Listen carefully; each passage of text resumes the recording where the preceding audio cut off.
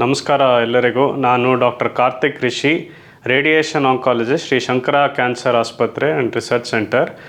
ಇವತ್ತು ನಾನು ನಿಮಗೆ ಈಸೋಫ್ಯಾಗಸ್ ಕ್ಯಾನ್ಸರ್, ಅನ್ನನಾಳದ ಕ್ಯಾನ್ಸರ್ ಬಗ್ಗೆ ಮಾಹಿತಿ ಕೊಡ್ತೀನಿ. ಸೊ ಈ ಅನ್ನನಾಳ ಅನ್ನೋದು ಗಂಟಲು ಮತ್ತು ಹೊಟ್ಟೆನ ಸೇರಿಸೋವಂಥ ಒಂದು ಟ್ಯೂಬು. ಇದು ನಾವು ಯಾವ ಊಟ ನುಂಗ್ತೀವಿ ಅದು ಗಂಟ್ಲು ಒಳಗಡೆಯಿಂದ ಅನ್ನನಾಳ ಮೂಲಕ ಹೊಟ್ಟೆಗೆ ಹೋಗುತ್ತೆ. ಸೊ ಈ ಅನ್ನನಾಳದಲ್ಲೂ ಕೂಡ ಕ್ಯಾನ್ಸರ್ ಬರೋ ಸಾಧ್ಯತೆ ಇದೆ.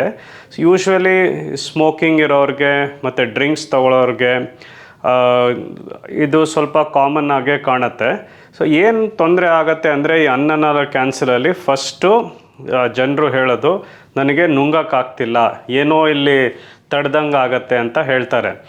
ಆವಾಗ ನಾವು ಸಸ್ಪೆಕ್ಟ್ ಮಾಡ್ತೀವಿ ಅನ್ನನಾಳದ ಕ್ಯಾನ್ಸರ್ ಇರ್ಬೋದು ಅಂತ. ಸೊ ಆವಾಗ ಏನು ಮಾಡ್ತೀವಿ ಅಂದರೆ ಫಸ್ಟು ಒಂದು ಎಂಡೋಸ್ಕೋಪಿ ಅಂತ ಒಂದು ಮಾಡ್ತೀವಿ. ಅಂದರೆ ಒಂದು ಟ್ಯೂಬ್ ಹಾಕಿ ಅನ್ನನಾಳದೊಳಗಡೆ ಕ್ಯಾಮ್ರಾ ಮೂಲಕ ನೋಡ್ತೀವಿ. ಯೂಶ್ವಲಿ ಅಲ್ಲಿ ಗಡ್ಡೆ ಕಾಣುತ್ತೆ. ಸೊ ಆ ಥರ ಕಾಣಿದಾಗ ಬಯಾಪ್ಸಿ ಮಾಡಿ ನಾವು ಅನ್ನನಾಳದ ಕ್ಯಾನ್ಸರ್ ಇದೆಯಾ ಅಂತ ಹೇಳ್ತೀವಿ. ಈ ಅನ್ನನಾಳದ ಕ್ಯಾನ್ಸರ್ ಟ್ರೀಟ್ಮೆಂಟ್ ಬಗ್ಗೆ ಹೇಗೆ ಅಂದರೆ, ಇದನ್ನು ಕೂಡ ಟ್ರೀಟ್ಮೆಂಟ್ ಮಾಡೋವಂಥ ಕಾಯಿಲೆ. ಸೊ ನಾವು ಯಾವ ಥರ ಡಿಸೈಡ್ ಮಾಡ್ತೀವಿ ಏನು ಟ್ರೀಟ್ಮೆಂಟ್ ಕೊಡೋದು ಅನ್ನೋದನ್ನು, ಇದು ಅನ್ನನಾಳದನ್ನ ಫಸ್ಟು ನಾವು ಡಿವೈಡ್ ಮಾಡ್ತೀವಿ, 3 ಭಾಗ ಡಿವೈಡ್ ಮಾಡ್ತೀವಿ ನಮ್ಮ ಟ್ರೀಟ್ಮೆಂಟ್ಗೋಸ್ಕರ. ಒಂದು ಮೇಲ್ಗಡೆ ಭಾಗ ಅಪ್ಪರ್ ಈಸೋಫ್ಯಾಗಸ್ ಅಂತ ಹೇಳ್ತೀವಿ, ಎರಡನೇದು ಮಧ್ಯದ ಭಾಗ ಮಿಡ್ ಈಸೋಫ್ಯಾಗಸ್ ಅಂತ ಹೇಳ್ತೀವಿ, ಮೂರನೇದು ಕೆಳಗಡೆ ಭಾಗ ಅಥವಾ ಲೋವರ್ ಈಸೋಫ್ಯಾಗಸ್ ಅಥವಾ ಜಿ ಜಂಕ್ಷನ್. ಜಿ ಜಂಕ್ಷನ್ ಅಂದರೆ ಗ್ಯಾಸ್ಟ್ರೋ ಈಸೋಫ್ಯಾಜಿಯಲ್ ಜಂಕ್ಷನ್. ಅಂದರೆ ಎಲ್ಲಿ ಅನ್ನನಾಳ ಮತ್ತು ಹೊಟ್ಟೆ ಜಾಯಿನ್ ಆಗುತ್ತೋ ಆ ಭಾಗದಲ್ಲೂ ಕೂಡ ಕ್ಯಾನ್ಸರ್ ಬರುತ್ತೆ. ಸೊ ಮತ್ತೊಮ್ಮೆ ಹೇಳ್ತೀನಿ, ಮೇಲ್ಗಡೆ ಭಾಗ ಅಪ್ಪರ್ ಈಸೋಫ್ಯಾಗಸ್, ಮಧ್ಯದ ಭಾಗ ಮಿಡ್ ಈಸೋಫ್ಯಾಗಸ್ ಮತ್ತು ಕೆಳಗಡೆ ಭಾಗ ಅಂದರೆ lower R G junction cancers ಅಂತ ಹೇಳ್ತೀವಿ. ಈ ಮೂರಕ್ಕೂ ಟ್ರೀಟ್ಮೆಂಟ್ ಬೇರೆ ಬೇರೆ ಇರುತ್ತೆ. ಅಪ್ಪರ್ ಈಸೋಫ್ಯಾಗಸ್ ಅಂದರೆ ಮೇಲ್ಗಡೆ ಇರೋ ಭಾಗಕ್ಕೆ ಯೂಶ್ವಲಿ ರೇಡಿಯೇಷನ್ ಮತ್ತು ಕೀಮೊಥೆರಪಿಯಿಂದ ವಾಸಿ ಮಾಡ್ಬೋದು. ಇಲ್ಲಿ ಅಪ್ಪರ್ ಈಸೋಫ್ಯಾಗಸಲ್ಲಿ ಯೂಶ್ವಲಿ ಆಪ್ರೇಷನ್ ಮಾಡೋದಿಲ್ಲ. ಯಾಕೆಂದರೆ ಅದು ತುಂಬ ದೊಡ್ಡ ಸರ್ಜರಿ ಆಗುತ್ತೆ. ಅನ್ನನಾಳ ಪೂರ್ತಿ ತೆಗೆದು ಗಂಟು ಕೂಡ ತೆಗಿಬೇಕಾಗತ್ತೆ. ಅದು ತುಂಬಾ ದೊಡ್ಡ ಸರ್ಜರಿ ಮತ್ತು ಕಾಂಪ್ಲಿಕೇಶನ್ಸ್ ಹೆಚ್ಚಿಗಿರುತ್ತೆ. ಅದಕ್ಕೋಸ್ಕರ ರೇಡಿಯೇಷನ್ ಮತ್ತು ಕೀಮೊಥೆರಪಿ ಮೂಲಕನೇ ನಾವು ವಾಸಿ ಮಾಡ್ತೀವಿ. ಮಿಡ್ ಈಸೋಫ್ಯಾಗಸ್ ಅಂದರೆ ಮಧ್ಯದ ಭಾಗದಲ್ಲಿರೋ ಈಸೋಫ್ಯಾಜಲ್ ಕ್ಯಾನ್ಸರ್ಗೆ 2 ಥರ ಮಾಡ್ಬೋದು. ಒಂದು ತುಂಬ ಅರ್ಲಿ ಇತ್ತು ಅಂದರೆ ಆಪ್ರೇಷನ್ ಮಾಡಿ ತೆಗಿಬೋದು, ಇಲ್ಲ ಎರಡನೇದು ರೇಡಿಯೇಷನ್ ಮತ್ತು ಕೀಮೊಥೆರಪಿ ಮೂಲಕನೇ ವಾಸಿ ಮಾಡ್ಬೋದು. ಕೆಳಗಡೆ ಭಾಗ ಲೋವರ್ ಈಸೋಫ್ಯಾಗಸ್ ಅಂತ ಹೇಳಿದಾಗ ಇವಾಗ ಮೊದಲು ಏನು ಮಾಡ್ತಿದ್ರು, ಬರೀ ಆಪ್ರೇಷನ್ ಮಾಡ್ತಾಯಿದ್ರು. ಆದರೆ ಆಪ್ರೇಷನ್ ಮಾತ್ರ ಮಾಡೋದ್ರಲ್ಲಿ ರಿಸಲ್ಟ್ಸ್ ಅಷ್ಟು ಚೆನ್ನಾಗಿರ್ತಿರ್ಲಿಲ್ಲ. ಅಂದರೆ ಕಾಯಿಲೆ ವಾಪಸ್ ಬರೋ ಸಾಧ್ಯತೆ ಜಾಸ್ತಿ ಇರ್ತಾಯಿತ್ತು. ಸೊ ಇವಾಗ ಏನು ಮಾಡ್ತೀವಿ ಅಂದರೆ ನಾವು ಕಾಂಬಿನೇಷನ್ ಟ್ರೀಟ್ಮೆಂಟ್ ಅಂತ ಹೇಳ್ತೀವಿ. ಅಂದರೆ ರೇಡಿಯೇಷನ್, ಕೀಮೊಥೆರಪಿ ಮತ್ತು ಸರ್ಜರಿ ಮೂರನ್ನು ನಾವು ಯೂಸ್ ಮಾಡಿ ಕಾಯಿಲೆನ ವಾಸಿ ಮಾಡ್ತೀವಿ. ಹೇಗೆ ಅಂದರೆ ಮೊದಲು ನಾವು ಕೀಮೊಥೆರಪಿ ಮತ್ತು ರೇಡಿಯೇಷನನ್ನು ಕೊಟ್ಬಿಟ್ಟು ಕರಗಿಸ್ತೀವಿ ಕಾಯಿಲೆನ. ಅದನ್ನು ಕರ್ಗದ ಮೇಲೆ ನಾವು ಆಪ್ರೇಷನ್ ಮಾಡ್ತೀವಿ. ಈ ಥರ ಮಾಡೋ ಪೇಷಂಟ್ಸಿಗೆ ರೆಸ್ಪಾನ್ಸ್ ತುಂಬಾ ಚೆನ್ನಾಗಿರುತ್ತೆ ಮತ್ತು ಹೆಚ್ಚಿಗೆ ನಿಮಗೆ ಕ್ಯೂರ್ ರೇಟ್ಸೂ ಕೂಡ ಇನ್ಕ್ರೀಸ್ ಆಗುತ್ತೆ. ಸೊ ಡೀಟೇಲ್ಸ್ ಹೇಗೆ ಅಂದರೆ, ಈಗ ಅಪ್ಪರ್ ಥರ್ಡ್ ಕ್ಯಾನ್ಸರ್ ಅಂತ ಹೇಳ್ತೀವಿ. ಅದರಲ್ಲಿ ಯೂಶ್ವಲಿ ರೇಡಿಯೇಷನ್ನು ಮತ್ತು ಕೀಮೊಥೆರಪಿ ಜೊತೇಲಿ ಕೊಟ್ಟು ವಾಸಿ ಮಾಡ್ತೀವಿ. ಅದು ಹೇಗೆ, ಮೊದಲು ನಾವು ಕಾಯಿಲೆ ಎಷ್ಟು ಮಟ್ಟಿಗಿದೆ ಅಂತ ನೋಡಬೇಕಾಗತ್ತೆ.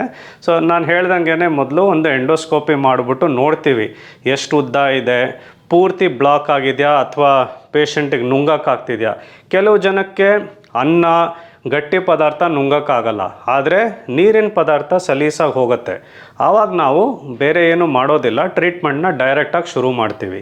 ಇನ್ನು ಕೆಲವು ಜನಕ್ಕೆ ನೀರು ಕೂಡ ನುಂಗಕ್ಕೆ ಕಷ್ಟ ಆಗ್ಬೋದು. ಆ ಥರ ಪೇಷಂಟಿಗೆ ಫಸ್ಟು ನಾವು ಊಟ ಮಾಡೋಕ್ಕೆ ಒಂದು ವ್ಯವಸ್ಥೆ ಮಾಡಬೇಕು. ಅಂದರೆ ಯೂಶ್ವಲಿ ಏನು ಮಾಡ್ತೀವಿ ಅಂದರೆ ಹೊಟ್ಟೆಗೊಂದು ಪೈಪ್ ಹಾಕ್ತೀವಿ. ಅದು ತುಂಬ ಜನ ಹೆದರ್ತಾರೆ, ಹೊಟ್ಟೆಗೆ ಯಾಕೆ ಪೈಪ್ ಹಾಕ್ತೀರಾ, ಏನಾಗತ್ತೆ. ಸೊ ಅದು ಭಯ ಪಡೋವಂಥದ್ದಿಲ್ಲ. ಆ ಹೊಟ್ಟೆ ಪೈಪ್ ಹಾಕೋ ಕಾರಣ ಏನಂದರೆ, ಪೇಷಂಟಿಗೆ ಟ್ರೀಟ್ಮೆಂಟ್ ಟೈಮಲ್ಲಿ ಊಟ ಮಾಡೋಕ್ಕೆ ವ್ಯವಸ್ಥೆ ಮಾಡಬೇಕು, ಅವರಿಗೆ ಶಕ್ತಿ ಇರಬೇಕು ಟ್ರೀಟ್ಮೆಂಟ್ ತೊಗೊಳಕ್ಕೆ. ಸೊ ಈ ಹೊಟ್ಟೆಗೆ ಹಾಕೋ ಪೈಪಿಗೆ ಪೆಗ್ ಟ್ಯೂಬ್ ಅಂತ ಹೇಳ್ತೀವಿ ಅಥವಾ ಗ್ಯಾಸ್ಟ್ರಾಸ್ಟಮಿ ಟ್ಯೂಬ್ ಅಂತ ಹೇಳ್ತೀವಿ. ಅದನ್ನು ನಾವು ಹಾಕಿದ್ರೆ ಇಲ್ಲಿ ಇರೋ ಬ್ಲಾಕನ್ನು ಬೈಪಾಸ್ ಮಾಡುತ್ತೆ. ಸೊ ಡೈರೆಕ್ಟಾಗಿ ಹೊಟ್ಟೆಗೆ ಲಿಕ್ವಿಡ್ ಫುಡ್ಡನ್ನು ಕೊಡ್ಬೋದು, ಅಂದರೆ ಗಂಜಿ, ಹಾಲು, ಎಳ್ನೀರು, ಮಜ್ಜಿಗೆ, ಈ ಥರ ನೀರಿನ ಪದಾರ್ಥ ಲಿಕ್ವಿಡ್ ಫುಡ್ಡನ್ನು ಕೊಡ್ಬೋದು.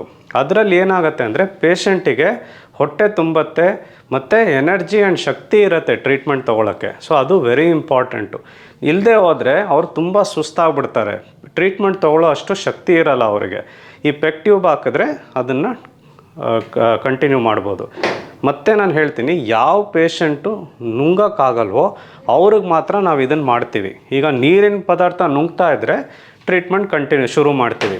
ಸೊ ರೇಡಿಯೇಷನ್ ಬಂದ್ಬಿಟ್ಟು ಈ ಥರ ಪೇಷಂಟ್ಸ್ಗೆ ಯೂಶ್ವಲಿ 7 ವಾರ ಕೊಡ್ತೀವಿ. 1.5 ತಿಂಗಳು ಅಂದರೆ 6ರಿಂದ 7 ವಾರ ಟ್ರೀಟ್ಮೆಂಟ್ ಕೊಡ್ತೀವಿ. ಯೂಶ್ವಲಿ ವಾರದಲ್ಲಿ 5 ದಿನ ತೊಗೋಬೇಕಾಗತ್ತೆ ಟ್ರೀಟ್ಮೆಂಟು. ದಿನ ಬಂದು ತೊಗೋಬೇಕಾಗತ್ತೆ. ಒಂದು 10 ನಿಮಿಷ ಟ್ರೀಟ್ಮೆಂಟ್ ಇರುತ್ತೆ. ಯೂಶ್ವಲಿ ಇವ್ರಿಗೆಲ್ಲ ಅಡ್ಮಿಷನ್ ಬೇಕಾಗಲ್ಲ, ನಾವು ಒಂದು ಟೈಮ್ ಕೊಡ್ತೀವಿ, ಅದೇ ಟೈಮ್ ಮನೆಯಿಂದ ಬಂದು ಟ್ರೀಟ್ಮೆಂಟ್ ತೊಗೊಂಡು ವಾಪಸ್ ಹೋಗ್ಬೋದು.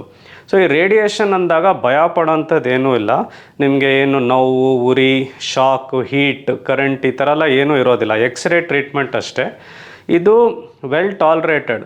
ಮೋಸ್ಟ್ ಆಫ್ ದಿ ಪೇಷಂಟ್ಸ್ ಏನಂದರೆ ಏನು ತೊಂದರೆ ಇಲ್ಲದೇ ಟ್ರೀಟ್ಮೆಂಟನ್ನು ಕಂಪ್ಲೀಟ್ ಮಾಡ್ಕೊತಾರೆ. ಕೆಲವು ಜನಕ್ಕೆ ಮಾತ್ರ ಒಂದು ಸ್ವಲ್ಪ ಅನ್ನನಾಳಕ್ಕೆ ರೇಡಿಯೇಷನ್ ಕೊಡೋದ್ರಿಂದ ಅಲ್ಲಿ ಹುಣ್ಣಾಗತ್ತೆ, ಅಲ್ಸರ್ಸ್ ಆಗುತ್ತೆ ಒಳಗಡೆ.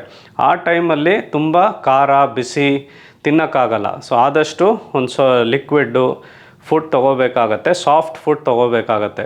ಟ್ರೀಟ್ಮೆಂಟೆಲ್ಲ ಮುಗಿದ ಮೇಲೆ ಆ ಹುಣ್ಣೆಲ್ಲ ಹೋಗ್ಬಿಡುತ್ತೆ, ಆಮೇಲೆ ನಾರ್ಮಲ್ ಫುಡ್ ತೊಗೋಬೋದು. ಈ ರೇಡಿಯೇಷನ್ ಜೊತೆಯಲ್ಲಿ ನಾವು ಕೀಮೋಥೆರಪಿ ಕೂಡ ಕೊಡ್ತೀವಿ.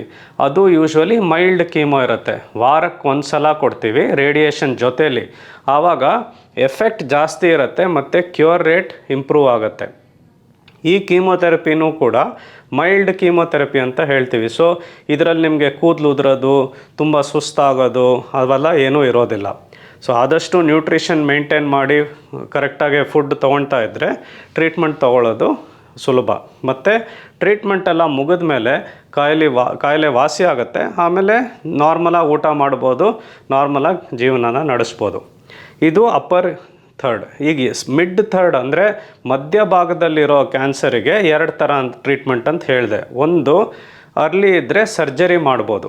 ಈ ಸರ್ಜರಿ ಹೇಗೆ ಅಂದರೆ ಅನ್ನನಾಳನ ತೆಗೆದ್ಬಿಟ್ಟು ಏನು ಅನ್ನನಾಳ ಉಳಿದಿದೆಯೋ ಅದನ್ನು ಹೊಟ್ಟೆ ಜೊತೆಗೆ ಕನೆಕ್ಟ್ ಮಾಡ್ತಾರೆ, ಸರ್ಜರಿ ಮಾಡ್ತಾರೆ. ಅದಕ್ಕೆ ಅಂತ ಸ್ಪೆಷಲ್ ಸರ್ಜರೀಸ್ ಇದೆ. ಇವಾಗ ರೊಬೋಟಿಕ್ ಸರ್ಜರಿ ಅಂತಲೂ ಬಂದಿದೆ. ಅದ್ರ ಮೂಲಕ ಈ ಥರ ಕಾಂಪ್ಲೆಕ್ಸ್ ಸರ್ಜರೀಸ್ನ ಮಾಡ್ಬೋದು ಮತ್ತು ಪೇಷಂಟು ನಾರ್ಮಲ್ ಆಗಿರ್ಬೋದು. ಇದಕ್ಕೆ ಸಪೋಸ್ ಕೆಲವು ಜನಕ್ಕೆ ಸರ್ಜರಿ ಮಾಡೋಕ್ಕಾಗಲ್ಲ, ಕೆಲವು ಕಾಂಪ್ಲಿಕೇಶನ್ಸ್ ಇರುತ್ತೆ, ಅಥವಾ ಕೆಲವು ಪೇಷಂಟ್ಸು ನಮಗೆ ಸರ್ಜರಿ ಬೇಡ ಅಂತ ಹೇಳ್ತಾರೆ.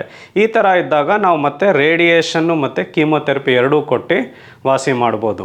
ಸೊ ಲಾಸ್ಟ್ ನಾನು ಅಪ್ಪರ್ ಈಸೋಫೇಗಸ್ಗೆ ಹೇಗೆ ಹೇಳಿದ್ನೋ ಅದೇ ಥರನೇ ಮಿಡ್ ಈಸೋಫೇಗಸ್ಗೂ ಮಧ್ಯದಲ್ಲಿರೋ ಕಾಯಿಲೆಗೂ ಅದೇ ಥರ ರೇಡಿಯೇಷನ್ ಕೊಡ್ತೀವಿ. 6 ವಾರ ರೇಡಿಯೇಷನ್ನು, ವಾರದಲ್ಲಿ 5 ದಿನ ಬಂದು ತೊಗೋಬೇಕು. ಅಗೇನ್ ವೆಲ್ ಟಾಲ್ರೇಟೆಡ್, ಸೈಡ್ ಎಫೆಕ್ಟ್ಸು ಕೂಡ ಕಮ್ಮಿ ಇರುತ್ತೆ. ಕೆಲವು ಜನ ಭಯ ಆಗುತ್ತೆ, ಸರ್ ಅದು ಮಧ್ಯಭಾಗ ಹೇಗೆ ಅಂದರೆ ನಿಮಗೆ ಮೇಲ್ಗಡೆ ಹಾರ್ಟ್ ಬರುತ್ತೆ, ಹಿಂದ್ಗಡೆ ಸ್ಪೈನಲ್ ಕಾರ್ಡು, ಅಕ್ಕಪಕ್ಕ ಲಂಗ್ಸ್ ಬರುತ್ತೆ. ಸೊ ಕೆಲವು ಪೇಷಂಟ್ಸಿಗೆ ಭಯ ಆಗುತ್ತೆ, ಸರ್ ಈ ಥರ ಹಾರ್ಟಿಗೆ ರೇಡಿಯೇಷನ್ ಹೋಗುತ್ತಲ್ಲ ಹೇಗೆ ಮಾಡ್ತೀರಾ? ಅವೆಲ್ಲ ನಾವು ಪ್ಲ್ಯಾನಿಂಗ್ ಅಂತ ಮಾಡ್ತೀವಿ. ಸೊ ನಾವು ಮೊದಲು ಒಂದು CT ಸ್ಕ್ಯಾನ್ ತೊಗೊಳ್ತೀವಿ, ತೊಗೊಂಡ್ಬಿಟ್ಟು ಆ ಭಾಗಕ್ಕೆ ಮಾತ್ರ ರೇಡಿಯೇಷನ್ ಹೋಗೋ ಥರ ಪ್ಲ್ಯಾನ್ ಮಾಡ್ತೀವಿ. ಅಡ್ವಾನ್ಸ್ಡ್ ಟೆಕ್ನಾಲಜೀಸ್ ಇದೆ ಇವಾಗ, IMRT, IGRT, ರ್ಯಾಪಿಡ್ ಆರ್ಕ್ ಅಂತೆಲ್ಲ ಕೆಲವು ಅಡ್ವಾನ್ಸ್ ಟೆಕ್ನಾಲಜೀಸ್ ಇದೆ. ಅದ್ರ ಮೂಲಕ ನಾವು ಏನು ಮಾಡ್ಬೋದು ಅಂದರೆ ನಾವು ಬರೀ ರೇಡಿಯೇಷನ್ನ ಕಾಯಿಲೆಗೆ ಮಾತ್ರ ಫೋಕಸ್ ಮಾಡಿ ಅಕ್ಕಪಕ್ಕ ಇರೋ ಬೇರೆ organs, heart, lungs, spinal cord, ಇಲ್ಲಿಗೆಲ್ಲ ರೇಡಿಯೇಷನ್ ಹೋಗ್ದೇ ನೋಡ್ಕೋಬೋದು. ಸೊ ಸೈಡ್ ಎಫೆಕ್ಟ್ಸು ಕಮ್ಮಿ ಆಗುತ್ತೆ. ಸೊ ಈ ಥರ ಮಧ್ಯದ ಈಸೋಫ್ಯಾಗಸ್ಸಿಗೆ ಸರ್ಜರಿ ಅಥವಾ ರೇಡಿಯೇಷನ್ ಕೀಮೋಥೆರಪಿ ಎರಡನ್ನೂ ಕೊಡ್ಬೋದು. ಮೂರನೇದು ಕೆಳಗಡೆ ಇರೋ ಈಸೋಫ್ಯಾಗಸ್ಸಿಗೆ. ಇದಕ್ಕೆ ಯೂಶ್ವಲಿ ನಾವು ಫಸ್ಟು ರೇಡಿಯೇಷನ್ನು ಮತ್ತು ಕೀಮೋಥೆರಪಿ ಕೊಟ್ಟು ಕಾಯಿಲೆನ ಕರಗಿಸ್ತೀವಿ. ಸೊ ಇದು 4 ವಾರ ಮೊದಲು ರೇಡಿಯೇಷನ್ ಕೀಮೋಥೆರಪಿ ತೊಗೋಬೇಕಾಗತ್ತೆ. ಈ 4 ವಾರ ಆದಮೇಲೆ ಒಂದು ತಿಂಗಳು ಗ್ಯಾಪ್ ಇರುತ್ತೆ, ಆವಾಗೇನೂ ಟ್ರೀಟ್ಮೆಂಟ್ ಇರಲ್ಲ. ಅದಾದಮೇಲೆ ಮತ್ತೆ ನಾವು ಎಂಡೋಸ್ಕೋಪಿ ಅಥವಾ ಸ್ಕ್ಯಾನ್ ಮಾಡಿ ನೋಡ್ತೀವಿ ಹೇಗೆ ಕಮ್ಮಿ ಆಗಿದೆ, ಪೂರ್ತಿ ವಾಸಿ ಆಗಿದೆಯಾ ಅಂತ. ಆಮೇಲೆ ಸರ್ಜರಿಗೆ ಡಿಸಿಷನ್ ತೊಗೊಳ್ತೀವಿ. ಸೊ ಯೂಶ್ವಲಿ ಸರ್ಜರಿ ಮಾಡಾದಮೇಲೆ ಕಾಯಿಲೆ ಏನೂ ಇಲ್ಲ ಅಂದರೆ ಬೇರೆ ಇನ್ನೇನು ಟ್ರೀಟ್ಮೆಂಟ್ ಇರೋದಿಲ್ಲ. ಪೇಷಂಟ್ ನಾರ್ಮಲ್ ಆಗಿರ್ಬೋದು, ಅವ್ರ ಕೆಲಸ ಮಾಡ್ಬೋದು, ಬೇರೆಯವ್ರ ಥರ ನಾರ್ಮಲ್ ಜೀವನನ ಮೇಂಟೈನ್ ಮಾಡ್ಬೋದು. ಸೊ ಈ ಥರ ಅನ್ನನಾಳದ ಟ್ರೀಟ್ಮೆಂಟ್ಗೆ 3 ಭಾಗ ಮಾಡಿ ಅಪ್ಪರ್, ಮಿಡಲ್, ಲೋವರ್ ಅಂತ ಮಾಡಿ ಒಂದೊಂದಕ್ಕೂ ಬೇರೆ ಬೇರೆ ಥರ ಟ್ರೀಟ್ಮೆಂಟ್ ಮಾಡ್ತೀವಿ. ಅಡ್ವಾನ್ಸ್ಡ್ ಟೆಕ್ನಾಲಜಿ ಮೂಲಕ ಸೇಫಾಗಿ ಕೊಡ್ಬೋದು. ಸೈಡ್ ಎಫೆಕ್ಟ್ಸ್ ಕೂಡ ತುಂಬ ಕಮ್ಮಿ ಇದೆ ಆ್ಯಂಡ್ ಚೆನ್ನಾಗಿ ರಿಸಲ್ಟ್ಸ್ ಇದೆ. ಪೇಷಂಟ್ಸ್ ಟ್ರೀಟ್ಮೆಂಟೆಲ್ಲ ಆದಮೇಲೆ ನಾರ್ಮಲಾಗೆ ಜೀವನನ ಕಂಟಿನ್ಯೂ ಮಾಡ್ಬೋದು. ಸೊ ಇದರಲ್ಲಿ ಇನ್ನೊಂದು ಥರ ಟ್ರೀಟ್ಮೆಂಟ್ ಕೂಡ ಕೊಡ್ತೀವಿ ನಾವು ರೇಡಿಯೇಷನಲ್ಲಿ, ಇಂಟರ್ನಲ್ ಟ್ರೀಟ್ಮೆಂಟ್ ಅಥವಾ ಬ್ರ್ಯಾಕಿಥೆರಪಿ ಅಂತ ಹೇಳ್ತೀವಿ. ಸೊ ಕೆಲವೊಮ್ಮೆ ಏನಾಗುತ್ತೆ ಅಂದರೆ ನಾವು ರೇಡಿಯೇಷನ್ ಸ್ವಲ್ಪ ಜಾಸ್ತಿ ಕೊಡಬೇಕಾಗಿ ಬರ್ಬೋದು. ಅದು ಆಚೆಯಿಂದ ಕೊಡೋಕ್ಕಾಗದೆ ಹೋದರೆ ಇಂಟರ್ನಲ್ ರೇಡಿಯೇಷನ್ ಅಥವಾ ಬ್ರ್ಯಾಕಿಥೆರಪಿ ಮೂಲಕ ಆ ಕಾಯಿಲೆ ಎಲ್ಲಿದೆಯೋ ಅಲ್ಲಿಗೆ ಎಕ್ಸ್ಟ್ರಾ ಡೋಸ್ ಕೊಡ್ಬೋದು. ಅದು ಹೇಗೆ ಅಂದರೆ ಮೂಗು ಅಥವಾ ಬಾಯಿ ಮೂಲಕ ಒಂದು ಟ್ಯೂಬನ್ನು ಹಾಕ್ತೀವಿ ಒಳಗಡೆ. ಅದು ಡೈರೆಕ್ಟಾಗಿ ಹೊಟ್ಟೆ ಒಳಗಡೆ ಹೋಗುತ್ತೆ ಆ ಟ್ಯೂಬು.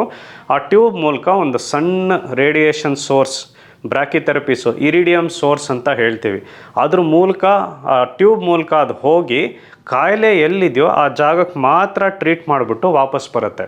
ಸೊ ಇದು ನಾವು ಕಂಪ್ಯೂಟರ್ ಮೂಲಕ ಪ್ಲ್ಯಾನ್ ಮಾಡ್ತೀವಿ. ಕಂಪ್ಯೂಟರ್ ಮೂಲಕ ಎಷ್ಟೊತ್ತು ಟ್ರೀಟ್ಮೆಂಟ್ ಕೊಡಬೇಕು ಅಂತ ಡಿಸೈಡ್ ಮಾಡ್ತೀವಿ. ಸೊ ಇದರ ಅಡ್ವಾಂಟೇಜ್ ಏನು ಅಂದರೆ ಆ ಟ್ಯೂಬ್ ಮಧ್ಯ ಕಾಯಿಲೆ ಎಲ್ಲಿದೆಯೋ ಆ ಜಾಗಕ್ಕೆ ಮಾತ್ರ ಹೈ ಡೋಸ್ ಕೊಡ್ಬೋದು, ಅದು ಅಕ್ಕಪಕ್ಕ ಎಲ್ಲ ಎಲ್ಲೂ ಹೋಗ್ತೇನೆ.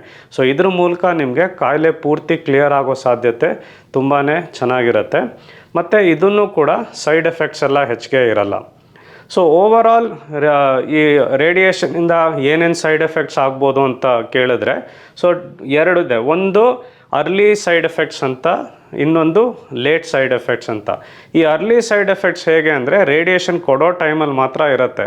ನಾನು ಹೇಳ್ದಂಗೆ ಒಳಗಡೆ ಹುಣ್ಣಾಗ್ಬೋದು, ಅಲ್ಸರ್ ಆಗ್ಬೋದು.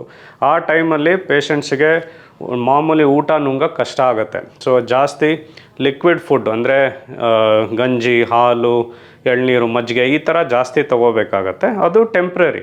ಟ್ರೀಟ್ಮೆಂಟ್ ಮುಗಿಸಾದ್ಮೇಲೆ ಪೂರ್ತಿ ಕ್ಲಿಯರ್ ಆಗುತ್ತೆ. 2ನೇದು ಮುಖ್ಯವಾಗಿ ಏನು ಅಂದರೆ ಲೇಟ್ ಸೈಡ್ ಎಫೆಕ್ಟ್ಸ್ ಅಂತ ಆಗ್ಬೋದು ಕೆಲವು ಪೇಷಂಟ್ಸಿಗೆ. ಇದು ಏನಕ್ಕೆ ಆಗುತ್ತೆ ಅಂದರೆ, ಈಗ ಹೇಗೆ ನಮಗೆ ಒಂದು ಗಾಯ ಆದರೆ ಆ ಗಾಯ ವಾಸಿ ಆದಮೇಲೆ ಒಂದು ಸ್ಕಾರ್ ಉಳ್ಕೊಳ್ಳುತ್ತೆ ಚರ್ಮದ ಮೇಲೆ, ಇದೇ ಥರನೇ ಟ್ರೀಟ್ಮೆಂಟ್ ಕೊಟ್ಟ ಮೇಲೆ ಕೆಲವು ಸಲ ಅನ್ನನಾಳದೊಳಗಡೆ ಕೆಲವು ಸ್ಕಾರ್ ಉಳ್ಕೋಬೋದು. ಅದರಿಂದ ಏನಾಗುತ್ತೆ ಅಂದರೆ ಈ ಥರ ಇರೋ ಟ್ಯೂಬು ಹಿಂಗೆ ಅಂಟ್ಕೊಂಡ್ಬಿಡುತ್ತೆ ಕೆಲವು ಜನಕ್ಕೆ. ಸೊ ಕಾಯಿಲೆ ವಾಪಸ್ ಆದಮೇಲೂ ಕೂಡ ಕೆಲವು ಪೇಷಂಟ್ಸು ಊಟ ನುಂಗೋಕ್ಕಾಗಲ್ಲ, ಯಾಕಂದರೆ ಇದು ಅಂಟ್ಕೊಂಡ್ಬಿಟ್ಟಿರುತ್ತೆ ಆ ಟ್ಯೂಬು. ಸೊ ಆ ಟೈಮಲ್ಲಿ ನಾವು ಏನು ಮಾಡ್ತೀವಿ ಅಂದರೆ ಎಂಡೋಸ್ಕೋಪಿ ಮೂಲಕ ಡೈಲಟೇಷನ್ ಅಂತ ಮಾಡ್ತೀವಿ. ಅಂದರೆ ಅಂಟ್ಕೊಂಡಿರೋದನ್ನು ಓಪನ್ ಮಾಡ್ತೀವಿ. ಸೊ ಅದು ಓಪನ್ ಮಾಡಿದ್ರೆ ಮತ್ತೆ ಫುಡ್ ತೊಗೋಬೋದು. ಸೊ ಇದೊಂದು ಸೈಡ್ ಎಫೆಕ್ಟ್ ಆಗ್ಬೋದು ಕೆಲವು ಪೇಷಂಟ್ಸಲ್ಲಿ, ಬಟ್ ಅದನ್ನು ಕೂಡ ಟ್ರೀಟ್ ಮಾಡಿ ವಾಸಿ ಮಾಡ್ಬೋದು. ಸೊ ಅನ್ನನಾಳ ಕ್ಯಾನ್ಸರ್ ಬಂದಿರೋರು ಭಯಪಡೋವಂಥದ್ದು ಏನೂ ಇಲ್ಲ. ಅದನ್ನು ಬೇಗ ಕಂಡಿಡ್ದು ಎಂಡೋಸ್ಕೋಪಿ, ಪೆಟ್ ಸ್ಕ್ಯಾನ್ ಮಾಡಿ ಕಂಡಿಡ್ದು ರೇಡಿಯೇಷನ್ನು ಅಥವಾ ಕೀಮೊಥೆರಪಿ, ಸರ್ಜರಿ ಥರ ಟ್ರೀಟ್ಮೆಂಟ್ ಮಾಡಿ ಪೂರ್ತಿ ವಾಸಿ ಮಾಡ್ಬೋದು. ರೇಡಿಯೇಷನ್ನು ಕೂಡ ತುಂಬ ಸೇಫ್ ಇದೆ. ಮತ್ತು ಇವಾಗಿರೋ ಅಡ್ವಾನ್ಸ್ ಟೆಕ್ನಾಲಜಿ ಮೂಲಕ ಸೈಡ್ ಎಫೆಕ್ಟ್ಸು ಕಮ್ಮಿ ಮಾಡಿ ಕಾಯಿಲೆನ ಪೂರ್ತಿ ವಾಸಿ ಮಾಡ್ಬೋದು. ಇನ್ನೇನಾದರೂ ನಿಮ್ಗೆ ಹೆಚ್ಚಿಗೆ ಮಾಹಿತಿ ಬೇಕಿದ್ದರೆ ಹಾಸ್ಪಿಟ್ಲು ಅಥವಾ ನಿಮ್ಮ ಡಾಕ್ಟರ್ನ ಕಾಂಟ್ಯಾಕ್ಟ್ ಮಾಡ್ಬೋದು. Thank you very much.